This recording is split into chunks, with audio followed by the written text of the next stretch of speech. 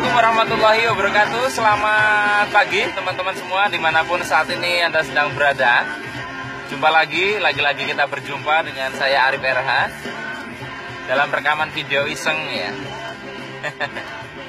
Ya, ini pada kesempatan pagi ini videonya agak gelap dan saya pun belum mandi karena pukul 6:30 saya harus menuju Bandara Internasional Adi Sucipto ya, Yogyakarta, untuk menuju pulau sebelah. Baik teman-teman semua, pada kesempatan pagi ini kita akan membahas tema tentang vibrasi dan misteri jodoh ya. Vibrasi dan misteri jodoh. Teman-teman semua, sudah tidak terhitung berapa banyak orang yang menanyakan tentang jodoh itu bagaimana, dan mereka kebanyakan punya satu acuan bahwa jodoh itu sudah diatur oleh Tuhan. Ya, oke, baik. Saya tidak akan menyanggah statement atau iman bahwa jodoh sudah ditentukan Tuhan. Cuman di samping mereka meyakini statement itu, mereka sendiri mempertanyakan. Makanya saya membahas ini. Pak, katanya kan jodoh itu ditentukan Tuhan. Tuhan Maha Adil.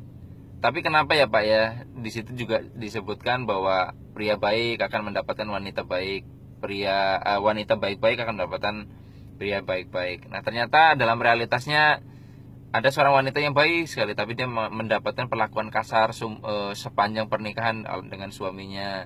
Begitu pula sebaliknya. Katanya pria baik dapat wanita baik, ternyata nggak selalu seperti itu. Lalu di mana keadilannya? Nah, kalau kita tidak memahami bagaimana kita bertemu dengan orang yang kita sebut jodoh dalam hidup, maka kita akan salah menafsirkan jodoh sudah diatur Tuhan itu diatur bagaimana. Teman-teman, pengaturan Tuhan itu mengikuti sejauh mana kita mau diatur, ya. Dan pengaturan itu menyesuaikan kita, seperti dengan rezeki, bahwa rezeki sudah diatur sama Tuhan. Masalahnya kita susah diatur, ya.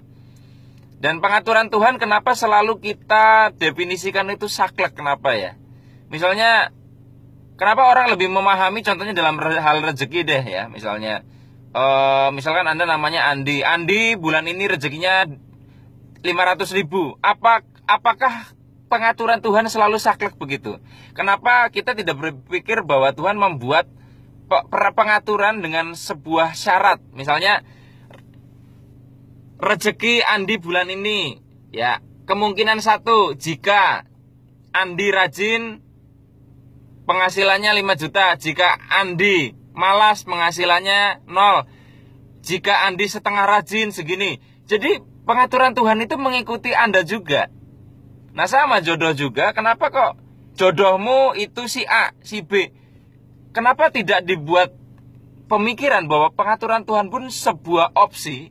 1, jika Andi ya mau memperbaiki diri, jodohnya si A. Jika Andi tetap dengan perilaku seperti ini, jodohnya si B, dan seterusnya. Kenapa kita menganggap bahwa jodoh ditentukan itu saklek dan kita tidak diberikan kesempatan untuk memilih? Nah, itu yang pertama yang perlu kita ubah dalam mindset, bahwa sebetulnya pengaturan Tuhan itu tidak saklek seperti itu. Yang kedua adalah bahwa kadang kita nggak jelas mendefinisikan arti jodoh itu. Ya, kalau kita amati baik-baik, jodoh itu apa sih? Orang lebih umum menafsirkan bahwa jodoh itu orang yang kita pilih untuk menikah. Ya. Nah, yang jadi repot adalah berarti kalau sudah tidak lagi bersama nggak berjodoh dong. Nah, kalau kayak gitu jadi rancu. Ya, jadi rancu. Misalnya ya, kalau kita definisikan jodoh itu orang yang kita pilih untuk kita nikahi. Berapa banyak orang yang akhirnya juga berpisah atau bercerai. Berarti mereka dari awal bilang jodoh nggak jodoh dong. Berarti kan jodoh dengan nggak jodoh bisa berubah.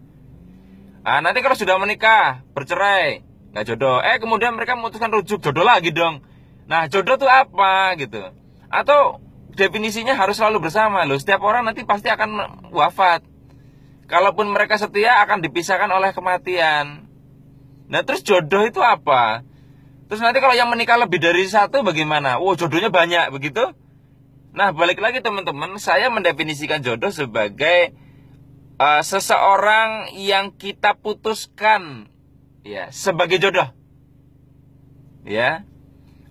Seseorang yang kita putuskan menjadi jodoh. Itu aja. Keputusan kita, ada unsur keputusan kita. Nah, adapun nanti sepanjang kita setelah memutuskan menikah itu apakah masih memelihara keputusan kita itu sama-sama bertumbuh atau tidak, itu yang membuat ini tetap akan berjodoh atau tidak. Karena kalau tidak dipelihara ya nanti bisa lepas gitu loh. Nah, dan kalau dalam kajian vibrasi, dalam konsep samudera kemungkinan, saya bilang bahwa desain alam semesta itu bersifat samudera kemungkinan. Artinya semuanya opsi yang tiada terhingga, di mana kita terlibat dalam memutuskan. Ya seperti, jadi takdir itu longgar. Ya, longgar, ada unsur keputusan kita. Berarti sebetulnya kalau begitu, sebetulnya saya ini di samudera kemungkinan itu sebelum menikahi Zakiyah, ya, sebelum menikahi istri saya itu punya peluang untuk berjodoh dengan siapapun. Ya, dengan alur cerita yang berbeda-beda. Nih kalau saya menikah dengan si ini jadi begini ceritanya, kalau dengan Zakiyah jadi begini dan terusnya. Dan pada saat itu saya memilih satu kemungkinan. Sehingga realitanya seperti ini. Nah, sekarang tinggal saya dengan Zakiyah ini mau bagaimana dalam memelihara kemungkinan yang sekarang jadi realita ini, gitu. Nah, kemudian teman-teman semua, dalam jodoh ini kita juga perlu mengerti bagaimana cara kerja vibrasi kita. Ya, kadang ada orang merasa dirinya baik, ya, kadang ada orang merasa dirinya baik, tapi sebetulnya nggak baik. Contoh, misalkan ada orang wanita yang sangat baik, kemudian ternyata ketemu pria yang jahat, yang suka meng-KDRT. Ternyata dia ini di dalam dirinya menyimpan kebencian terhadap ayahnya misalnya. Saya sudah cerita ya bahwa koneksi silang itu loh. Ya, kalau si anak wanita bermasalah urusan dengan jodoh, biasanya bermasalah dengan bapaknya. Kalau anak laki-laki akan bermasalah dengan jodoh kalau dia bermasalah dengan ibunya. Ya, saya pernah bahas di rekaman terdahulu.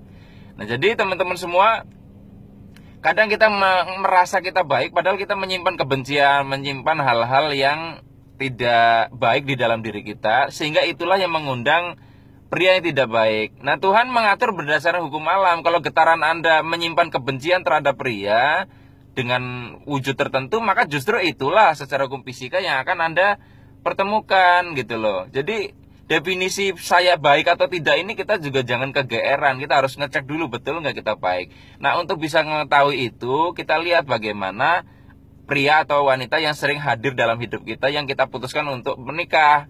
Kalau mereka nggak baik, itu tanda bahwa kita ada sesuatu yang nggak baik di dalam. Jangan mempertanyakan keluar atau mempertanyakan kepada Tuhan kenapa dikasih pria seperti itu. Ya, nah sekarang bagaimana kalau sudah terlanjur menikahi dengan yang seperti itu? Pertama kali yang menurut saya perlu dilakukan adalah cek dulu ke dalam apa yang bermasalah dengan diri kita. Cek bagaimana hubungan kita dengan orang tua. Cek apakah kita membenci seseorang sehingga menghadirkan seseorang itu dalam hidup kita. Nah, kalau sudah semua kita bereskan dan tidak juga berubah, maka sudah sampai level keputusan Anda saja. Kira-kira ini kalau diteruskan akan membaikkan apa tidak. Kadang saya sering sedih ketika misalkan ada wanita yang sebetulnya dia sudah tidak mencintai seorang pria, tidak bisa diperbaiki, susah untuk diperbaiki keadaannya, tapi dia mengatakan, ya ini semua demi anak, Pak. Teman-teman semua, ya direnungkan saja, kalau misalkan anak ini setiap hari melihat orang tuanya bertengkar, apakah itu baik buat dia? Jangan-jangan nanti justru cerita ini akan turun lagi ke DNA mereka, ada sebuah pertengkaran yang terekam dalam bawah sadar mereka, dan akhirnya mereka akan mengulangi cerita Anda. Jadi, itulah direnungkan dengan bijaksana bahwa kadang beberapa orang tua malah justru bisa jadi orang tua yang baik saat mereka tidak lagi bersama. Nah, jadi makanya kalau saya ditanya soal beginian, Pak, saya begini-begini dan suami saya terus apa tidak? Saya tidak mengatakan cerai atau tidak, tapi direnungkan baik-baik sendiri, diambil keputusan sendiri. Karena orang akan bertanggung jawab ketika keputusan itu diambil sendiri, bukan saran dari luar. Ya, baik teman-teman semua, ini rekamannya jadi panjang ini ya. Jadi hampir 10 menit. Jadi intinya adalah teman-teman semua, jodoh, rubahlah definisi jodoh, pengertian jodoh yang sudah kita pahami selama ini. Mudah-mudahan apa yang saya sampaikan pada hari ini bermanfaat. Saya akhiri, billahi taufiq wal hidayah. Wassalamualaikum warahmatullahi wabarakatuh. See you.